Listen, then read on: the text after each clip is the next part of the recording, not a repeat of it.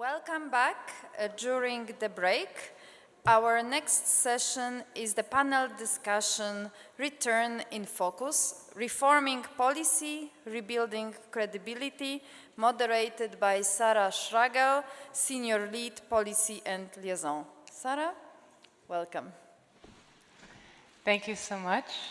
Hello everyone, good afternoon. I hope you had the chance to refuel during the coffee break, to be able to engage with us in this conversation on this very important topic. I'm delighted to continue a day full of already timely discussions on pressing issues, and we're happy to be able to continue with yet another crucial topic. Return, as we all know, is a central pillar of the EU's migration management system. Yet persistently low return rates are a concern both for the EU and its member states because they appear to put both the effectiveness and the legitimacy of the system and the authorities responsible for implementing them to the test. So it's no surprise that member states have made it a priority to reform the return system, also because the current legal framework dates back to 2008 and is widely seen as fragmented, overly complex, and outdated. It is also referred to as the missing piece of the puzzle, especially in reference to the pact, which we already discussed this afternoon. Yet, reforming the system is no easy feat. Return procedures involve complex national administrative procedures. They require coordination between EU member states, as well as careful diplomacy to secure cooperation from third countries on return and readmission. At the same time, it also directly affects the people, the lives of and lived realities of people on the move. And the EU has to balance operational effectiveness with its responsibility to safeguard fundamental rights. Previous attempts to reform the system have not been successful, so we can say the pressure is really on for the proposed new common European system of returns, which the Commission had tabled this spring, and which is currently negotiated by member states. So I'm very happy to have two of the member states on the panel here today, as well as a representative of civil society. And what we will do today is, of course, as I mentioned, have a conversation on the reform of the EU's return policy, but we will also discuss new approaches to return cooperation. So let me introduce the panel to you. I will start with Franziska. Franziska Kandolf is the Deputy Director-General for Migration and International Affairs and Head of EU and International Affairs Residence Subsidies at the Austrian Federal Ministry of Interior. Franziska, welcome to this panel. Victor Cramer is the Deputy Director-General for International Migration at the Ministry of Asylum and Migration in the Netherlands. Welcome, Victor. And we also have Michel Levoy, who is the Director of the Platform for International Cooperation on Undocumented Migrants, PICOM. Welcome to the panel, Michel. I had planned to introduce myself, which Justina already did, so all I can say is I'm the moderator. Let's start. And my first round my first question will go to Franziska, because with the proposed return regulation, the Commission really has delivered on calls from Austria, the Netherlands, but other European countries as well, who have urged the Commission, including in joint statements and papers, to put legislative reform in place that would make returns from the EU more effective and also respond to the challenges and the needs of today. So, Franziska, would you say that the Commission proposal for a return regulation addresses the concerns that you have raised together with other member states to the Commission? And which aspects of the proposal stand out to you as most important and innovative? Please, you have 5 minutes. Thank you very much, Sarah. And let me first of all thank you for also discussing returns here today in this context, because I think the intervention of our minister in the morning made it clear that it is a very big priority for Austria, but also a priority for the EU, but I think also for many as we call it from our perspective, third countries. So thank you for making this conversation also possible in the context of the Vienna Migration Conference. You are right, we were quite vocal about what we would need as a future legal basis for returns on an EU level. We supported several letters and non-papers, as we tend to call it, in the process, in the legislative process before the actual proposal was tabled by the Commission. And somehow we are happy that it came this year, because that gave us the possibility to take into account recent developments, and the migration era is changing quickly, so it's important to have up-to-date legislation, which is difficult. But, you know, we already had tried to reform the return legal basis until 2018, I would say. This is when the Council managed to get a Council position on the former Commission proposal, but then it was not possible to get an agreement with Parliament. So it is a difficult dossier for Member States in operational terms, but also when Member States, the Commission and Parliament try to find common understanding on what is needed also for a legal basis. Now the proposal is on the table, and we are really happy to have it on the table. It's intensive discussions because it's not an easy text. I hope European Parliament is in parallel discussing as intensive as we are in the Council, because the Danish presidency really wants to have a Council position on that proposal until the end of the year, because everybody understands that it is a very political issue. What is new, what is important for us from a Member State's perspective in this hopefully future legal framework is pretty technical. I'm sorry that I have to go through technical points now.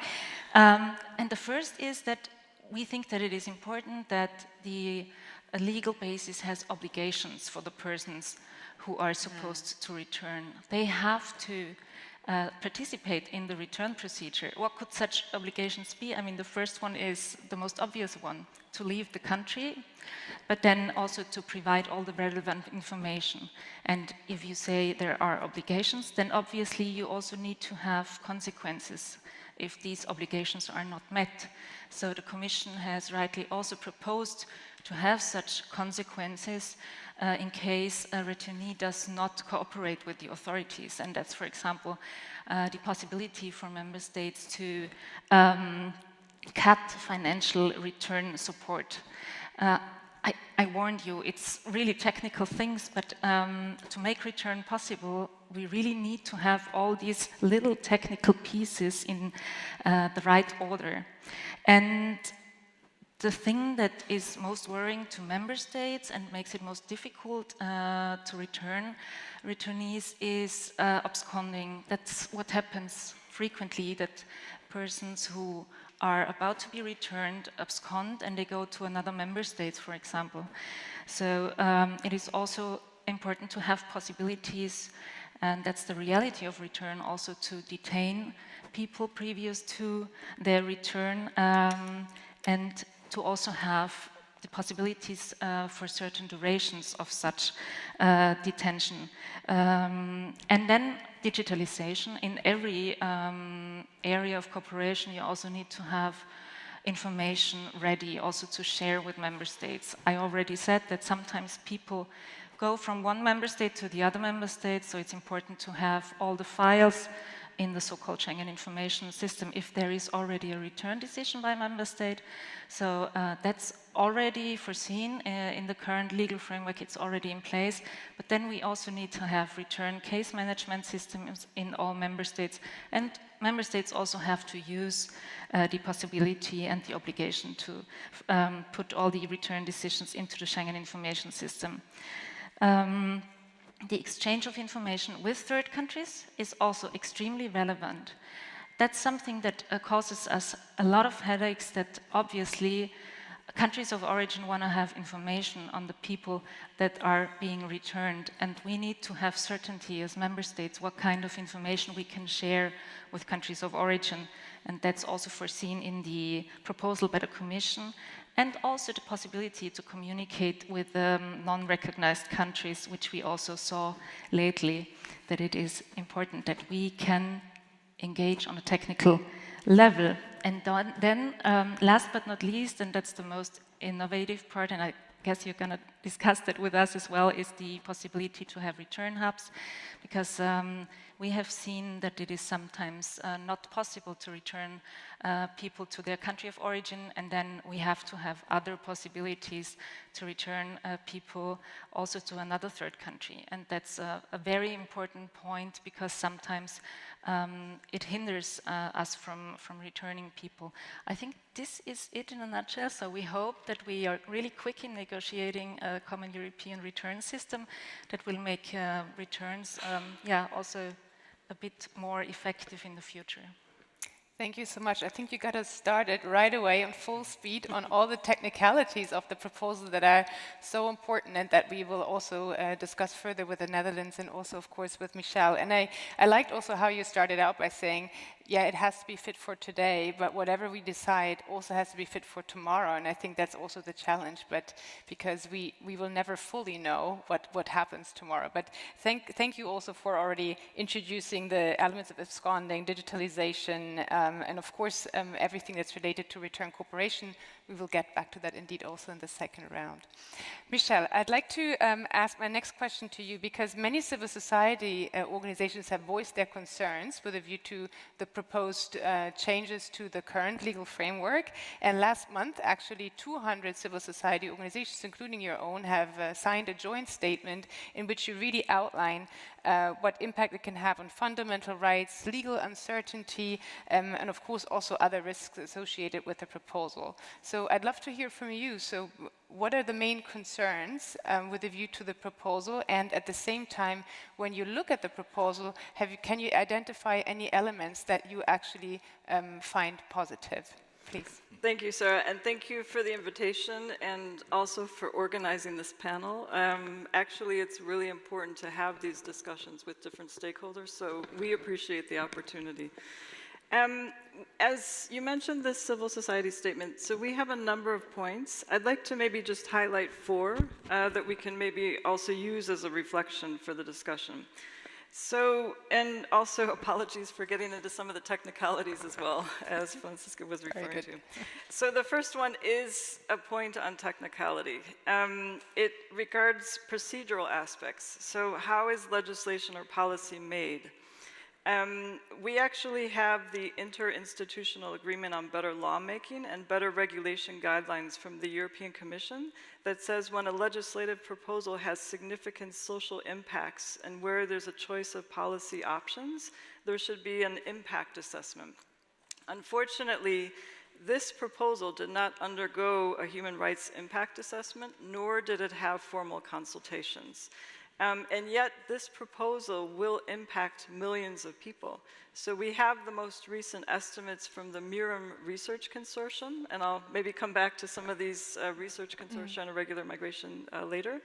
So the MIRAM estimates refer to between 2.6 and 3.2 million undocumented now in 12 countries in the EU.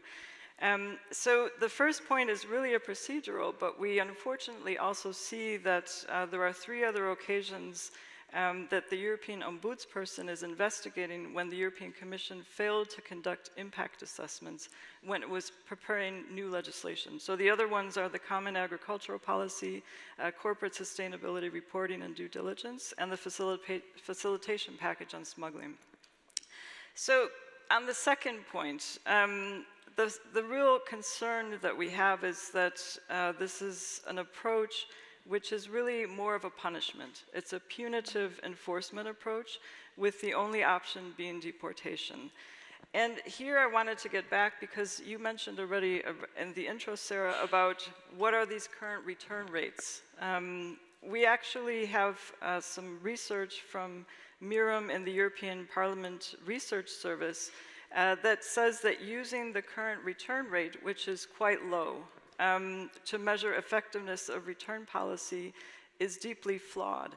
Why is it flawed? Because the statistics on return decisions include different cases. So for example, some of the statistics include when people have residence status in another member state, but they've been given a return order. Or statistics can double count people who've been issued multiple return decisions in multiple member states.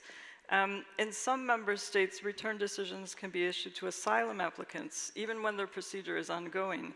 And some people have return orders which are not enforceable because they have a temporary suspension, so a Dulden, for example, in Germany. So the rates are not reliable. And we also find that it would be very concerning that the states would have to issue deportation orders without considering if people might have another ground for staying in the EU. So for example, what could another ground be? They could have humanitarian reasons, it could be for the best interests of the child, it could be for medical reasons, family reasons, work-based, student-based permits, social ties. They could be victims of severe labor exploitation, they could be victims of human trafficking, but if they're issued a return order immediately, none of that could be considered. They could be stateless. So that's really the problem with this issuing of return orders immediately. So we actually recommend that fully deleting from the text any provisions that raise barriers to accessing national residence permits and maintaining possibilities that allow member states to grant residence permits, visas, other grounds for people staying in accordance with the current directive, and having more safeguards. So we do see that having the possibility of examining what could be grounds for stay is really instrumental, and it would be in line with current practice in member states, so that really should be maintained. The third point I want to mention is, and it was already referred to kind of in the introduction, is this massive expansion of immigration detention. So currently the maximum is 18 months. The proposal recommends up to 24 months, and we know that there's interest in even making it further.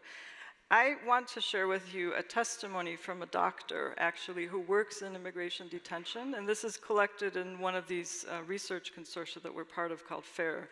So this doctor has said, I have seen open bathrooms and showers without privacy because the administration fears detainees could use them to harm themselves or others.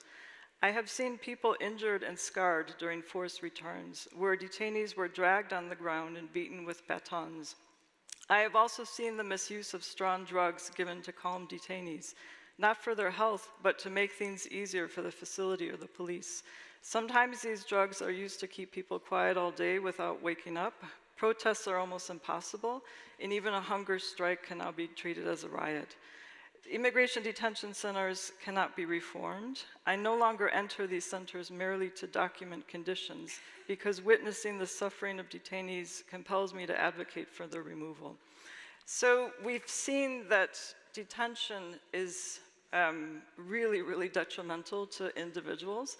But what we are also very concerned about, and you had asked Sarah, is there's anything that we see positive? So I want to say, actually, one of the positive things is that we have had, from the highest levels of the European Commission, a commitment to the non-negotiable stance of human rights. That is really positive. And there's also a mention that this proposal should be implemented concerning the best interests of the child. But we are concerned that it's not properly understood what best interest means. So Article 35 talks about detention conditions for children. And Article 35 says unaccompanied minors and families with children shall only be detained as a measure of last resort for the shortest appropriate period of time, and taking into account the best interests of the child. Why are we concerned? Because in 2017, the preeminent child rights experts, the Committee on the Rights of the Child that oversees a convention that all the member states of the world of the UN have adopted except for one, issued guidance that says that children should never be detained for immigration purposes. It's never in their best interests, and it's always a child rights violation. So 8 years ago, 8 years ago, we have global recognition that children should never be detained. A year after that, We have... Shall I just have to, sorry. Yeah, I'll finish at this point. Yeah. A year after that, we have the Global Compact on Migration. Member states committed to not detaining children, to working to end it. So we really have to challenge then, how do you translate best interests of the child when it comes to detention and a return? I'll come to it later. Thank you so much, Michelle.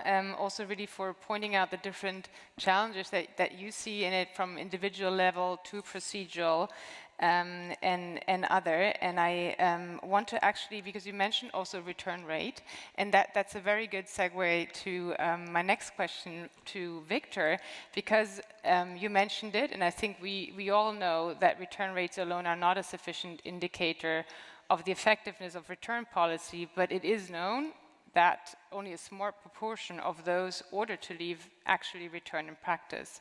And Victor, I wanted to ask you, what do you see as the main reasons for this discrepancy, and how might the proposed legislative changes affect member states' ability to carry out returns more effectively?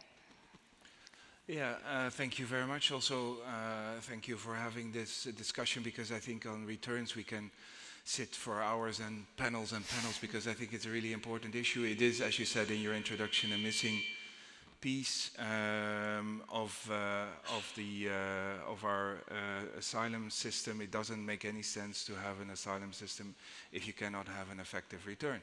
And the return rates, I fully agree. The statistics are bad. They don't add up. It's not a good statistic, but I don't think there's any statistics that shows that we have actually a good return rate. We have not. And the question is why? Because as you said in your introduction also, it's a very complex and scattered field over Europe. Every member state has its own legislation.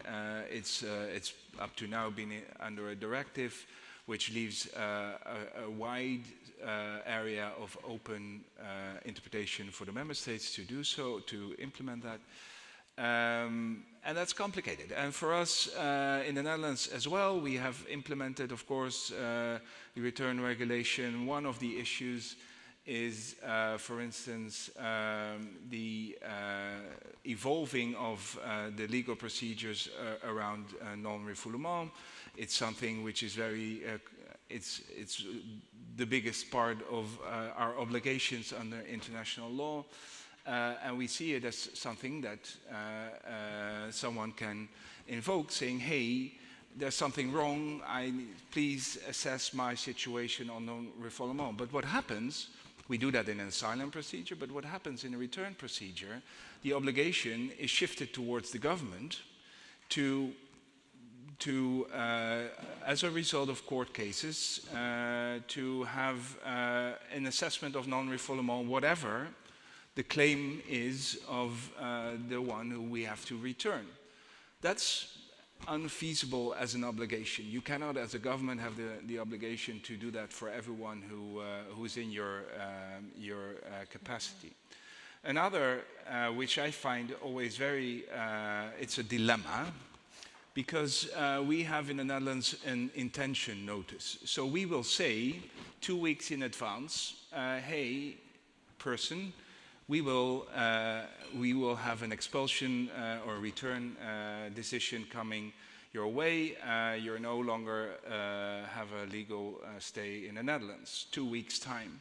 So you can really good prepare your legal, your lawyer and your process, and you can also abscond.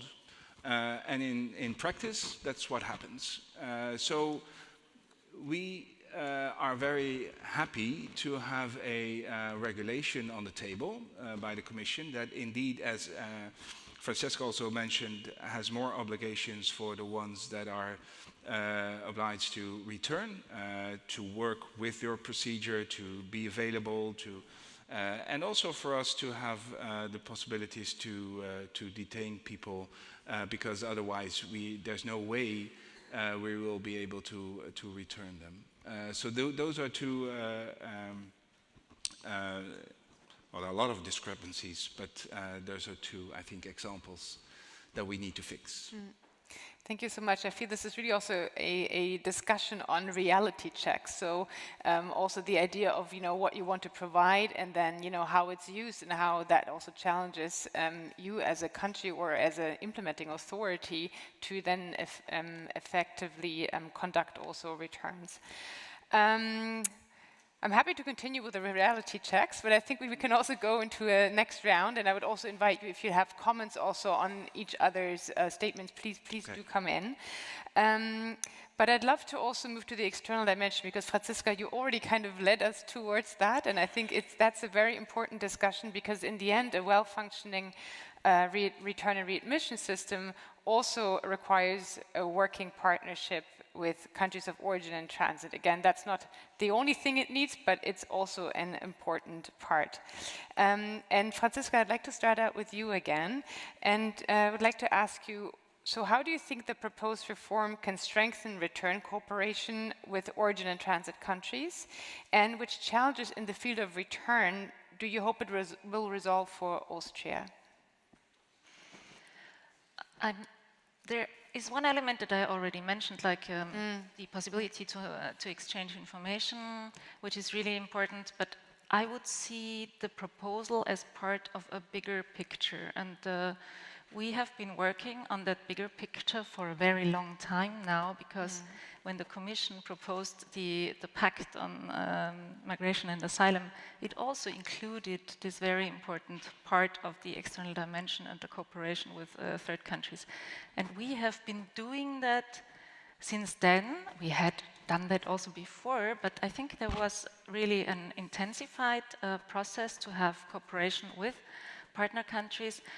We do it on an EU level, we do it also on a national level. So this also takes place, and it is a parallel process. And it's always about dialogue, about knowing what the realities are of both sides, and about understanding also the needs.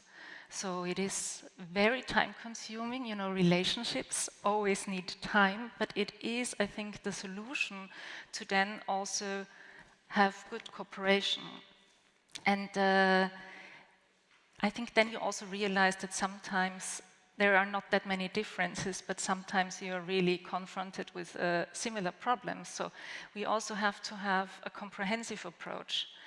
We now have the situation that when we want to discuss on returns with partner countries, we keep requests for broader agreements, for migration agreements that also cover other aspects of migration. The most obvious one is legal migration, but then there are also other aspects, like maybe you want to cooperate on an expert exchange and on a knowledge exchange on border protection, for example, or on the asylum system as such, because I think it should also be our aim to have well-functioning asylum systems in as many countries as possible in the world. But then it's also about cooperation on anti-smuggling and so on. So I think comprehensive partnerships are usually the ones that really work well, and then return is a part of it. But obviously, sometimes that also doesn't work. Sometimes good cooperation and dialogue does not lead to an effect, and it's also very fragile. You really have to keep the contact. It's really, like I said, relationships are work. So it's also good that the Commission and the Member States are also working on other possibilities, but the pure return legal framework, but also to have possibilities in the areas of visa and trade, just to name some of them. Because sometimes that is needed to make a return possible or to make cooperation with a partner country possible. And I think the important thing is to have a broad set of possibilities in our cooperation that we can then also use to make returns work, which is really a very important element for a credible migration system. Thank you so much. If you don't mind, I would like to ask a follow-up question, because of course there's the work the EU is doing, and then if Austria also has or works on probably separate agreements. How do you see that? Does it work together well? Is there anything that you would change in that context, or would you say that actually the system is working? First of all, the rules are very clear. If there is a Commission mandate on the table, member states are not allowed to have negotiations on their own. And then there is a certain room for interpretation, what that means, and if an MOU would still be okay because it's not an agreement.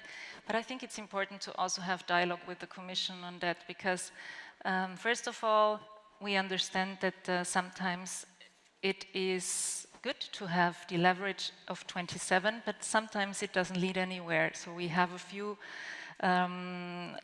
agreement proposals and mandates on the table that we have been discussing or not discussing for years. So I think in that case, there has to be dialogue also with the Commission, and it's taking place so that member states can take up individual contacts. I think the important thing is to not have competition between member states, and I think it works because we tend to coordinate quite well and tend to exchange information if we see that something in a third country cooperation works for one member state, to see if it can also work for another member state. Thank you so much, and thank you really also for highlighting how fragile dialogues can be, and that it really requires a comprehensive approach, and I'm happy that tomorrow we get the chance to talk a bit more about partnerships overall. My next question then would go to Victor, because many member states have expressed a strong interest in exploring the famous or infamous innovative approaches in the area of return, and the Netherlands has been quite active in helping to foster dialogue among EU member states on rethinking solutions in that field. And we're of course very keen to know about the latest developments and how the Netherlands and European partners are working on innovating return cooperation with countries of origin and transit. Please. Yes, thank you also for that question. Just to also come back to your previous question on the relationship between EU partnerships and bilateral partnerships. I think it's very good to have the broader partnerships, the comprehensive partnerships, as Franziska also mentioned. And I think we have to learn how to have both have the EU-wide partnerships, but there are bilateral interests that may help and can be on top of those EU partnerships, and we have to work out. I'm very glad the EU steps in, and I think with the member states we can make that more effective. So that's, I think, a good way. On the innovative partnerships, with other member states, we're not the first, but with Denmark, Italy, but also with Austria, we think for quite some time that you can, within the international legal order, within all the conventions, within the treaties, there is a possibility to be more active on what we call innovative solutions, which means, for instance, a return hub, which means, for instance, having an asylum procedure outside the EU for a member state, which also means that you can have a transit hub. So have different kinds of modalities outside the EU to step up your effectiveness in the asylum procedure or in your return procedure. This is both a broad conceptual discussion, which contains so many no's that we can fill the room, and we can, if you ask a lawyer not to do it, it's so easy to have a paper written saying, no, this is impossible. And then some of us think it is possible, it is within, but under certain conditions. And the difficulty is to find those conditions and to find and work our way through every step that we have to do, including human rights, including guarantees, including whatever is needed for a dignified return and a good handling of whatever the procedure, but also a dignified working with the persons. So it's we both wanted to introduce the broader discussion. So we had like-minded groups. We now include, so I'm from the Ministry of Interior or Asylum and Migration. We have our colleagues of the Ministry of Foreign Affairs. It's a different type of discussion, but we have to combine those discussions. So that's what we did. We introduced a discussion with international organizations, with IOM, with UNHCR, with ICMPD, with the European Commission, all to get on board, because we think it's possible within the universe that we live in currently. Very concretely, we also had a discussion, it's widely reported, with Uganda to, if it's possible, to have a transit hub. What would that entail? We think that people that have no right to stay in the Netherlands, so have a return decision, can be removed to Uganda, and from there on to their country of origin, because it would be a transit hub, and under the current legislation, it wouldn't be possible to have it as a return hub, but it's a transit to your country of origin. It will be a small pilot, because it will be tested in court. And the Dutch court system is very extensive in how to assess this. So I'm absolutely certain that in the end we will have a good legal assessment. But we think it's possible, and then with small steps show that it can be done, and that we can return or have people in transit to Uganda. It will be an open facility. From there on, we will look for possibilities to transfer then to your country of origin. There are a number of issues mentioned, obviously on human rights, LGBTQ rights. Obviously, there is a non-refoulement test. We will not send anyone who will be in harm to Uganda, but that doesn't mean that it's not possible or feasible in a small pilot. And so if it's not possible in one case, doesn't mean it's not possible in any case. So we will try. Thank you so much. It's it does sound like a challenging endeavor to try and really tick all the boxes, and still to really try to make what sounds impossible possible within the tight framework that is given to actually still make sure that the rights are protected but that returns become more effective. So thank you so much for outlining that for us. Michelle, turning to you, PICOM is a long-standing partner in a number of European research projects that analyze the many different facets of return. There's the MIRROR project, the MORE project. I'm sure you will talk a bit about that. And what I would be interested in is to hear which lessons can be drawn from this research finding, and how can they guide the EU's efforts in return cooperation with partner countries. And also, given the challenges faced by member states that we heard about, can you share thoughts on how they can be carried out in a humane, dignified manner, please? Mm-hmm. Thank you. So maybe just first briefly on the return hubs. There's only one of the projects called GAPS that we are not a partner on that has looked at that. But I think what GAPS is finding, and also what civil society has found on the return hubs in looking at the practice in other parts of the world, so especially Australia, New Guinea, Nauru, is that there is not really a discussion about the human rights impact, because it has been so terrible and so well documented. So in terms of safeguards, there could always be safeguards, even there's safeguards in the return regulation, the return directive now. So the law that we have now has safeguards, but it's very difficult in practice. So that's part of the challenge with the whole concept of safeguards, is that you can also legally probably try to find them, but the practice on the ground means that it's extremely difficult. And so that's why in terms of the return hubs, we as civil society have really suggested not to go down the route. And so I just wanted to start on that. But then I wanted to get back to and draw in some of the findings then from some of the other consortia, because you've both mentioned absconding. So that as member states, you feel it important to have detention because you want to carry out return and you're afraid that people will abscond. So this is coming from the MORE research consortium. It's coming from FAIR, which is looking at alternatives to detention.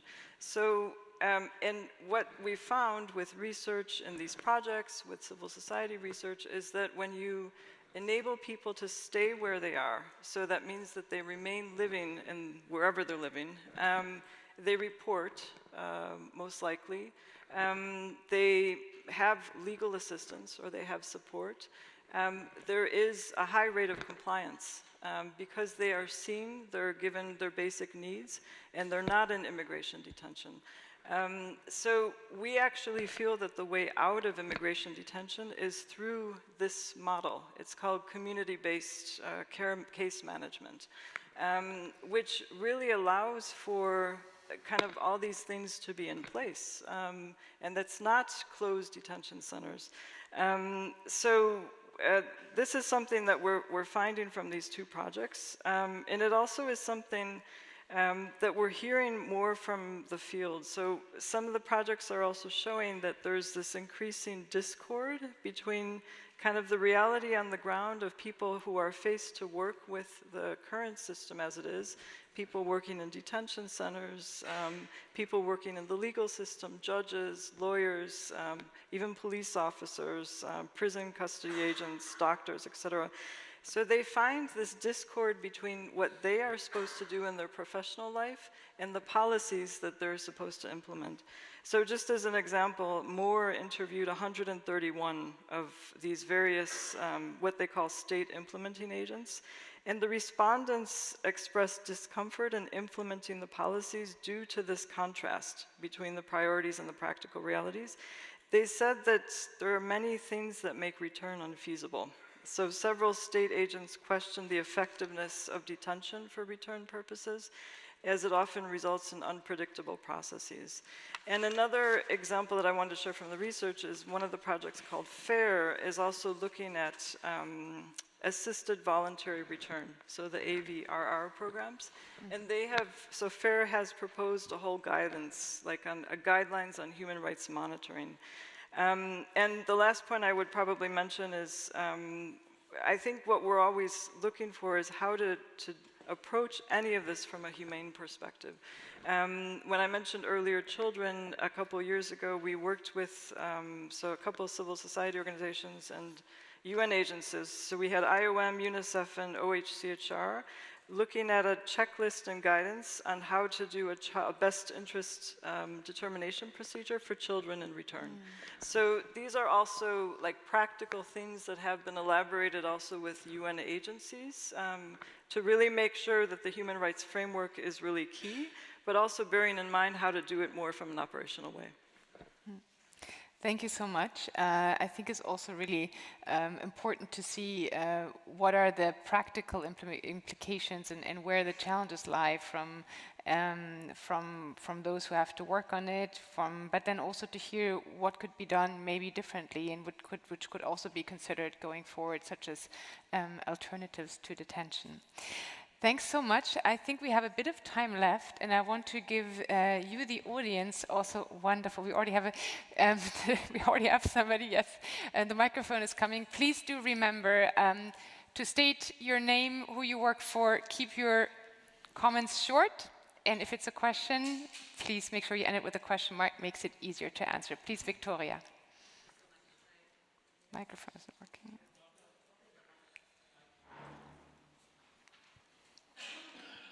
Trying to open. Oh, perfect. My name is Victoria Rietig. I lead the Center for Migration at the German Council on Foreign Relations. Thank you so much for this very detailed, but therefore also stimulating exchange here. I have two questions, one to Victor and one to the whole panel. Victor, you spoke about the cooperation, the potential cooperation with Uganda, and you called them the transit hubs. Now, could you tell us what the qualitative difference is going to be between the transit hubs you're describing with Uganda to the return hubs per se?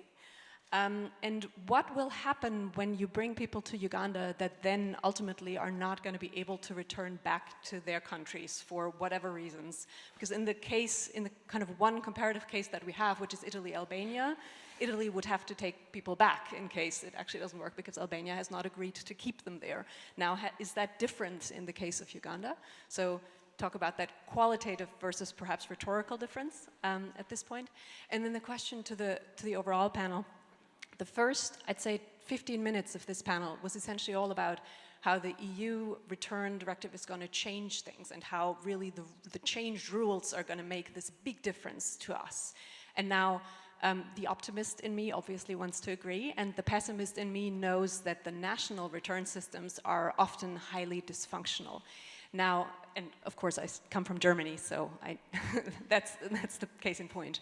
Now, in Austria and in the Netherlands, the return systems, the national return systems, and the ability to actually implement the decisions is, I would argue, a bit better than in other member states. So can you give us a laundry list of factors that you see in your return systems or perhaps in other member states' return systems, where you say, this is why in our national return system it's going really well and others should adopt it? Thank you. Thank you so much. I will take one more question right here. Thank you very much. My name is Amir Al-Fadil. I'm working for ICISCO, but also I'm leading an organization helping refugees and migrants in Egypt. It's a very interesting session. I thank all the panelists, but allow me to just reflect on the issue of return and reintegration.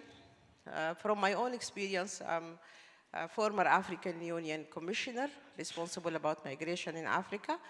I'm the one who observed the agreement between the African Union, the European Union, UNHCR, and Rwanda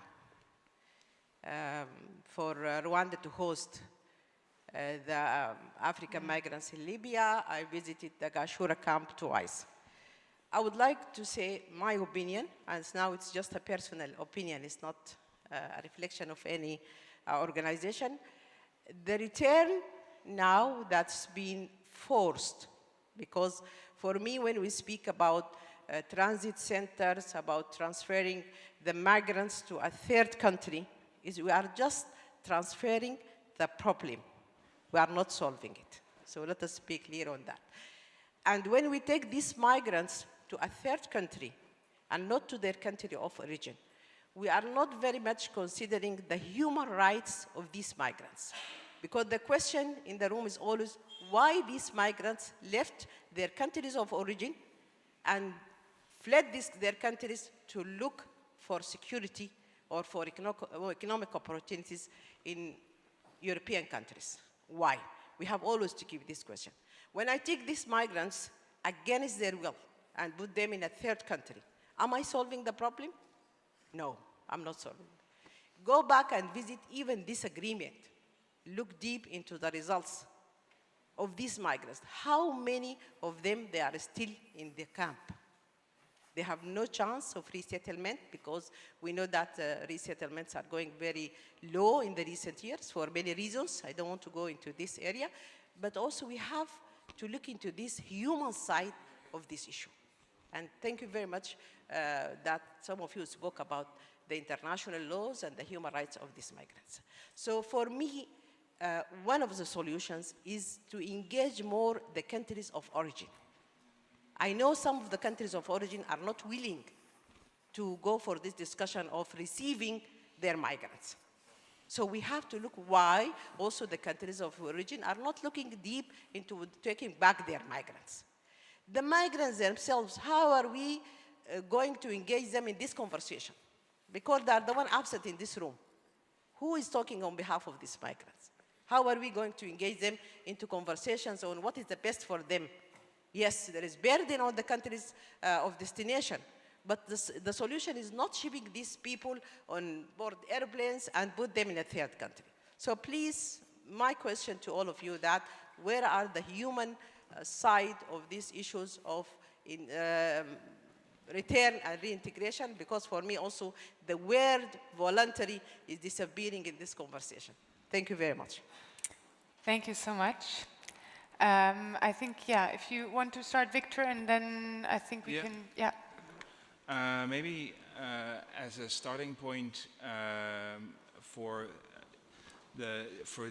answering this question, the discussion what we're having is that the migrants coming to the Netherlands, we have a procedure, asylum procedure, if they ask for asylum, and there all aspects are assessed, especially if they are able to return and if there is a reason to have or humanitarian or another way a status. That's number one. So where the discussion we are now focusing on is on where this process has been closed and where the decision is that you have no legal right to stay after due process, no legal right to stay in the Netherlands.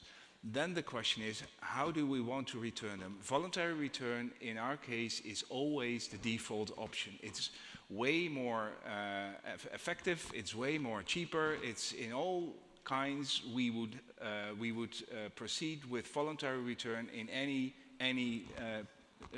place before anything else.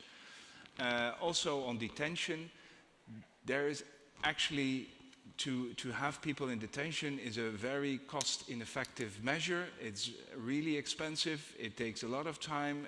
We don't want to do that at all. So if we have alternatives, we will do every alternative before putting people into detention. There's no way that we would be happy to put people into detention. So that's where we are. But then, if we have a system where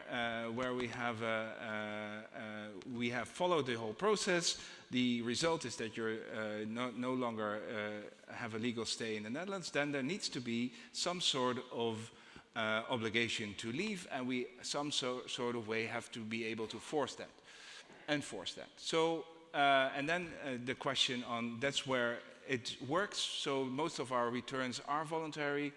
But there's a part non-voluntary, and there's a part non-voluntary return that cannot go back to the country of origin, and that's where that's why we have the idea of a transit hub, and then the question on the qualitative difference between a transit hub and a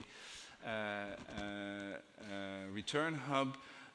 Under the current legislation, we're not allowed to have a return hub, so we keep responsibility for returning to the country of origin. So we will send people to Uganda. It's an open facility. Maybe they can move themselves to the country of origin. We can support that. We can support other solutions. There's also a difference, by the way, in the Albanian-Italy connection, because that's a closed facility. So there's a difference in itself. The legislation that's on the table, that is proposed, combined with the safe third country proposal, would make it possible to have a return hub where there's no need to move forward to your country of origin. So that would be the difference, but that's not where we are today. Thanks so much. And if you also want to answer the point on the laundry list, anything you can say what's working? Well, I think actually I think it helps to be fair to people with a low chance of staying in the country to start the return process as soon as possible. I think it would be helpful also to give the opportunity to for voluntary return early in the process, help people with money, with reintegration, with work, whatever work. We are now building up a project where we can hopefully even offer a job in the country of origin with some selected companies. There are ways of promoting. I think we use too little of incentives in the process to have the voluntary return fully working, and we start returning at the end of the process. So after the entire asylum procedure, that can take months, years even, if you have a bad functioning procedure. Maybe we are an example of that, but if it takes that long, you're way too late with your voluntary return. So start that earlier. That would be, and focus on the voluntary return, then that's easier. Thanks so much. Franziska, maybe you also want to share some points on what works well. Yeah, maybe again a few technical things. We are also not the biggest fans of the statistics, because we are also not sure if we are always measuring the same thing, because procedures in member states are not always the same. So it's maybe also not very easy to say who is really good and who is not as good as the other member state. Just to state that before I go in the laundry list, I think having one authority is a really good thing. Having one authority that is also responsible for asylum and return also makes it easier. And it's also easier if you have a return decision immediately after, or in one piece with the negative asylum decision. It makes things quicker, and it's always with the same authority. And then it's also important to have this, I also already mentioned it, the return case management system. And then I just want to echo what Victor said, the most human way and also easiest way of return is always voluntary return, and that's also always our first choice.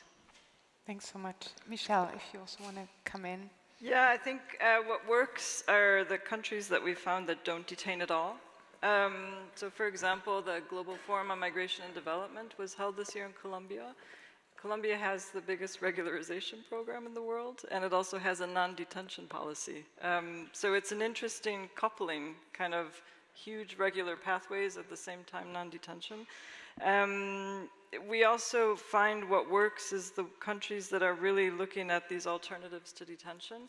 And I think we also have to be careful, because sometimes concepts are used but not fully understand.